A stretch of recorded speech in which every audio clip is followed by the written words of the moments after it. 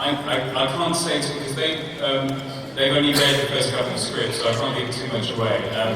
But I think what I try to do from writing series 1 to series 2 is to kind of have a completely unbroken line. So tonally, I hope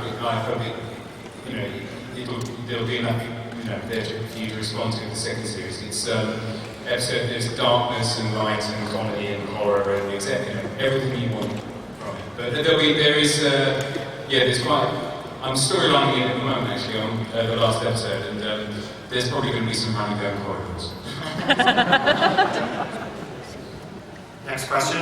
Hi, I'm Becky from the UK as well. I was just wondering how Lenora and Aidan became involved in the project. They weren't the original pilot, even though they were much better than the original stuff. Yes. I basically auditioned really, and got it. That's the same boring story actually. It was, like I said, it was one of those things that I wasn't sure about because I didn't know anything about the pilot. I'd been away, and so when I got the script, I didn't know anything about the pilot. I didn't know anything about the concepts behind it, and so I kind of came to it completely fresh. I'm really grateful actually that I didn't watch someone else's portrayal of Annie and try and match it or have that to reference. Did you watch it? I have since, yeah. Yeah, I watched a bit as well. Yeah, I watched it through the shoot. Yeah, you were looking at watching, that's right. It's really the same. I mean, I just heard of it, and I was aware that there was a pilot out there, but I didn't want to watch it. First of all, because YouTube didn't work for me. It just really crashed, so that was a nightmare. And then 6 weeks went by, and I hadn't seen it, so I said, I don't want to ruin a good thing and go watch it now, but I've subsequently watched it since then. But I don't know, it's one of those things when you're an actor that, certainly from my perspective, I mean, I haven't done an awful lot of work before Being Human, so you get a call from your agent to go for a meeting, you don't do it, and it turned out to be an amazing script and easy to work on. So I don't know, it's just one of those, it just happened. One of those things that happened. Thank you. Season 2. Thanks. Cheers. Next question. Hi.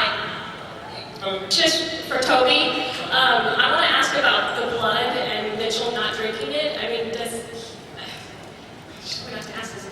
But how does he get sustenance? I mean, when Herrick said we have to eat, I mean, that was like the perfect line. So what is Mitchell doing? I mean, I know you talk about carbs, but he's a vampire. He's supposed to drink blood to live.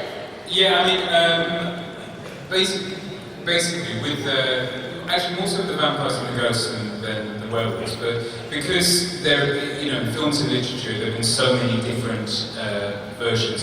The vampires in Let the Right One In are different to the vampires in and so on and so on. And so consequently meant that we could cherry pick which bits of the mythology we wanted, and the bottom line always had to be what gave us the best story.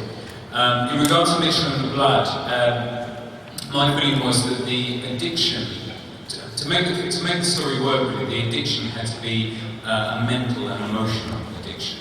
And so consequently it is in theory possible for vampires to come off the blood. The thing is that they don't, because as Mitchell talks about in that clip we just saw, the moment they stop, all the memories of all of the things they've done come flooding back, and so it's actually easier to lose themselves into the addiction again. And so consequently, my feeling was that if we wanted to tell a story about a vampire who wanted some kind of redemption, then he had to give up the blood.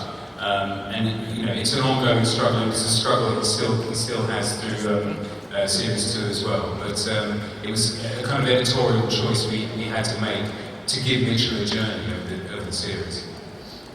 We have time for 2 more questions.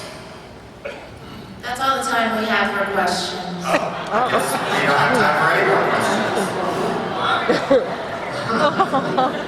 All right, well, let's hear it for the cast.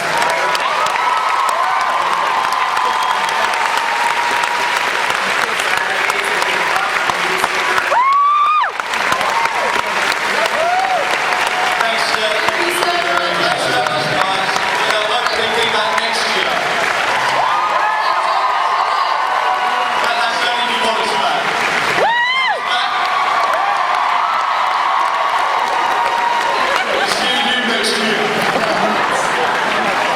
Maybe,